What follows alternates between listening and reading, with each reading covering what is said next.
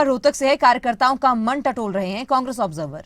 संगठन निर्माण की दिशा में लंबे समय के बाद आगे कदम बढ़ा रही है कांग्रेस और सभी तरह की गुटबाजी खत्म कर एक राय बनाने पर जोर दिया जा रहा है। चरखी दादरी में भी रायशुमारी करने पहुंचे ऑब्जर्वर के सामने तकरार हो गई थी। आज रोहतक पहुंचेंगे यूथ कांग्रेस के पूर्व राष्ट्रीय अध्यक्ष बीवी श्रीनिवास। कांग्रेस कार्यकर्ताओं से सीधे रूबरू होकर नब्ज टटोलेंगे। 30 जून तक जिलाध्यक्षों की घोषणा करने की बात कहकर गए हैं राहुल गांधी।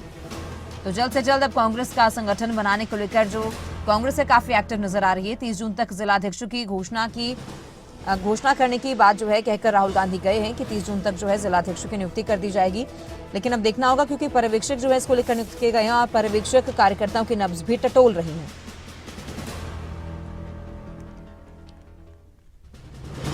बता दें कि कार्यकर्ताओं के साथ सीधे रूबरू होकर पर्यवेक्षक नब्ज टटोलेंगे। हालांकि कई जगहों पर गुटबाजी पर्यवेक्षकों के सामने भी आई। रोहतक से भी इसी तरह की कुछ खबर है। कार्यकर्ताओं का मन टटोल रहे हैं कांग्रेस के ऑब्जर्वर। संगठन निर्माण की दिशा में लंबे समय के बाद कदम कांग्रेस आगे बढ़ा रही है। इसी पर ज्यादा जानकारी के लिए हमारे ब्यूरो चीफ देवेंद्र दांगे जुड़ चुके हैं। देवेंद्र जी, अब कांग्रेस लगातार एक्टिव है अपने संगठन को लेकर। अभियान भी कांग्रेस की ओर से संगठन सृजन अभियान चलाया गया है और ये कहा जा रहा है कि 30 जून तक जिलाध्यक्षों की नियुक्ति कर ली जाएगी। इसको लेकर आज रोहतक में भी कांग्रेस के पर्यवेक्षक है वो कार्यकर्ताओं की नब्ज टटोलेंगे। क्या कुछ ज्यादा जानकारी है?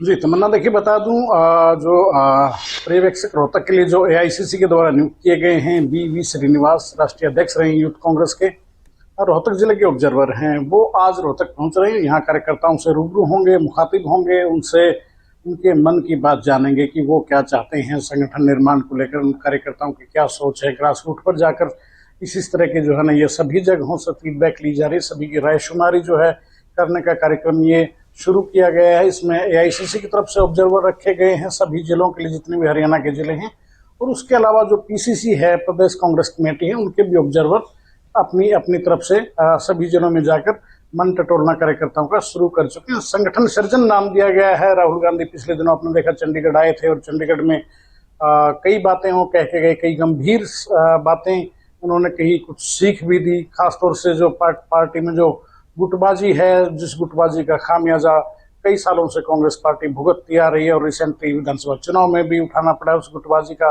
नुकसान वो उन तमाम चीजों को लेकर और संगठन नहीं होने को लेकर भी उन्होंने खासा फोकस किया है। और इन्हीं सब चीजों का अगर प्रतिफल के रूप में देखा जाए तो संगठन सर्जन का अभियान वो राहुल गांधी के दिशा निर्देशानुसार पार्टी ने छेड़ दिया है। इसके लिए बाकायदा हरियाणा के जितने भी जिले हैं, सभी जिलों के लिए न केवल all India Congress committee ICC की तरफ से ऑब्जर्वर डिप्यूट किए गए, लगाए गए हैं, बल्कि जो प्रदेश कांग्रेस कमेटी यानी कि पीसीसी उनके द्वारा भी ऑब्जर्वर सभी डिस्ट्रिक्ट के हिसाब से नियुक्त किए गए हैं। ये ऑब्जर्वर है वो अब तमाम जिलों में जाना इन्होंने शुरू कर दिया है। आज रोहतक पहुंचेंगे। थोड़ी देर पहले हमारे सहयोगी राजा पटेल बता रहे थे, फरीदाबाद का बता रहे थे। इसी तरह से अगर देखा जाए तो रिसेंटली दादरी में भी फीडबैक के लिए ये लोग रायशुमारी के लिए पहुंचे थे, ऑब्जर्वर जो नियुक्त किए गए, जिनकी ड्यूटी लगाई गई थी उस जिले के लिए। लेकिन बड़ी बात जो देखने को आ रही है तमन्ना, वो यही है कि जैसे दादरी का एक एग्जाम्पल लें, मतलब गुटबाजी को खत्म करने की बात कहकर गए थे राहुल गांधी, लेकिन दादरी में भी जब रायशुमारी के लिए ऑब्जर्वर वहां पर पहुंचे, पर्यवेक्षक पहुंचे पार्टी की तरफ से, तो वहां पर भी आपसी तकरार खुलकर सामने आई। ऑन कैमरा सभी ने देखा, हमने देखा, लोगों ने देखा, तस्वीरें दिखाई सभी चैनल्स पर कि कांग्रेस पार्टी में गुटबाजी इस कदर हावी है, उसका नजारा अब भी देखने को मिल रहा है। और वो भी उस सूरत में जब राहुल गांधी सीधे तौर पर कड़ी हिदायतें देकर गए थे कि किसी भी सूरत में मुझे पार्टी में गुटबाजी स्वीकार्य नहीं है, ये सख्त संदेश दिया था। और उसके बाद जो प्रदेश की जो जिम्मेदारी जिन कंधों पर है, उनको भी कहीं न कहीं स्पष्ट कहा था कि सबको साथ लेकर मिलकर चलना है, संगठन का निर्माण जल्द से जल्द हो जाए। कहा यह गया था कि दावा किया गया था कि 30 तारीख तक सभी जिलाध्यक्षों की अमूमन घोषणा हो जाएगी। उसी कवायद के तहत सभी जिलों में ये पार्टी के ऑब्जर्वर वो एआईसीसी के हों चाहे पीसीसी के हों, सभी लोग जा रहे हैं। आज रोहतक की अगर बात करें तो बीवी श्रीनिवास यहाँ पर पहुंचेंगे और कार्यकर्ताओं से रूबरू होंगे, रायशुमारी करेंगे।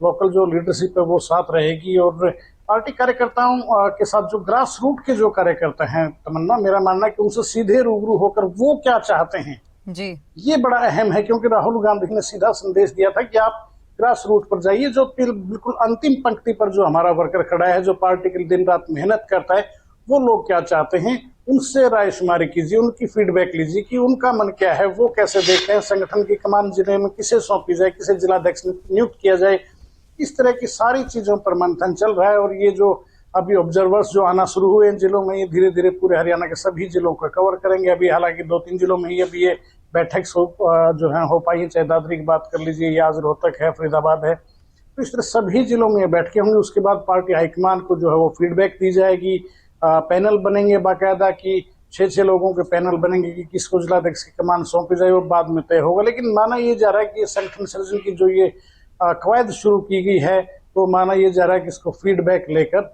और सभी जितने भी ग्रुप्स हैं अलग अलग, उनको भी कहीं न कहीं एक सीख जो है ये पर्यवेक्षक भी देकर जाएंगे कि गुटबाजी बहुत हो गई है, पार्टी ने बहुत नुकसान उठा लिया, लेकिन अब ये चीजें पार्टी हाईकमान को स्वीकार्य नहीं, अब सबको एक साथ होकर चलना पड़ेगा। तो पार्टी हाईकमान जिसे जिले की कमान सौंपेगी, उसी के छत्र छाया में आप लोगों को पार्टी के कार्यकाज को आगे बढ़ाना है। सरकार की नीतियों की, सरकार की गलत नीतियों की ढंग से मुखालफत होगी, वो सारी चीजें बाद में तय होंगी। लेकिन फिलहाल जो है कांग्रेस का पूरा ध्यान अपने संगठन के निर्माण पर लगा हुआ है।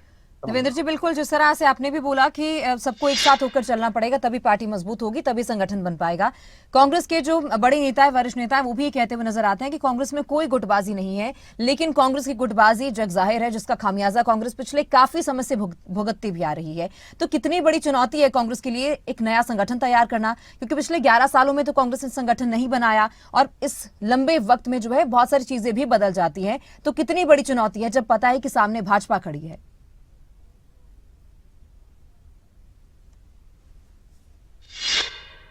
बिल्कुल, तमन्ना आपने बड़ा वाजिब सवाल किया है। और चुनौती, जहां तक बात है, चुनौती इतनी बड़ी है, आप समझिए कि 11 साल से जो काम आप नहीं कर पाए, वो आपको 20 दिनों में करना है।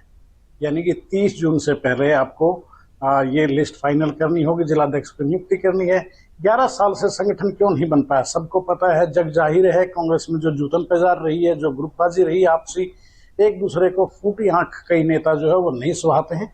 बड़े अगर देखा जाए तो गुटबंदी के तौर पर देखा जाए तो चाहे वो हुडा गुट की बात कर लीजिए, शैलजा गुट की बात कर लीजिए, या रणदीप सुरजेवाला गुट की बात कर लीजिए। एक SRK बड़ा मशहूर हुआ था, नाम चला था। हालांकि उस SRK में जब जो है वो के जो है वो निकल गया, के क्योंकि किरण चौधरी थी वो भाजपा में जा चुकी हैं, कुलदीप बिश्नोई है वो अब भाजपा में है।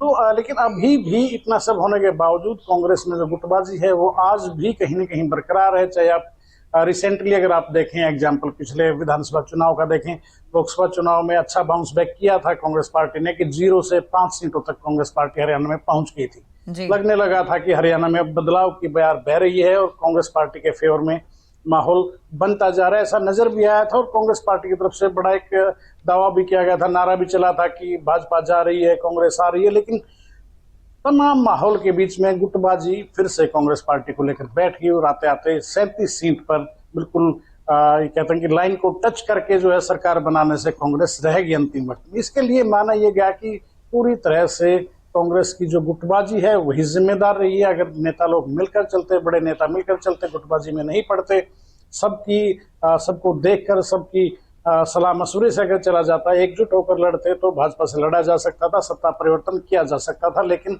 ऐसा तमन्ना नहीं हुआ। उसका रीजन जो है वो सीधा सा एक ही रहा कि गुटबाजी जो है वो इतने चरम पर हो गई है। अति महत्वाकांक्षी होना जो है कई नेताओं को, वो पार्टी के लिए बड़ा भारी नुकसान उठाना पड़ा, पार्टी के लिए नुकसानदेह साबित हुआ।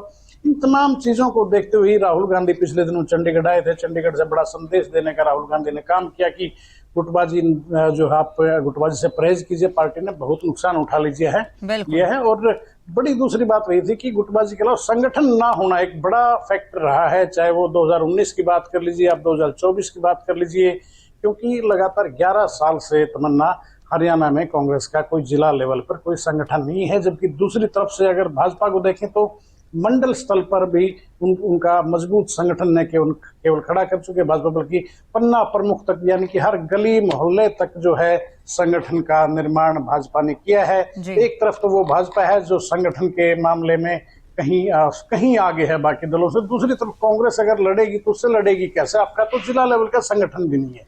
तो ऐसे बहुत सारी तमाम चुनौतियां बातों हैं को देवेंद्र जी देखकर कांग्रेस के समझौता सामने क्या कि एक किस बना तरह के से जो रखना 11 जरूरी सालों है। में काम नहीं किया वो 20 दिनों में किस तरह से पूरा करना है, एक बड़ी चुनौती है और इसी को लेकर ऑब्जर्वर्स भी कांग्रेस ने नियुक्त किए हैं। फिलहाल बहुत शुक्रिया आपका तमाम जानकारी के लिए।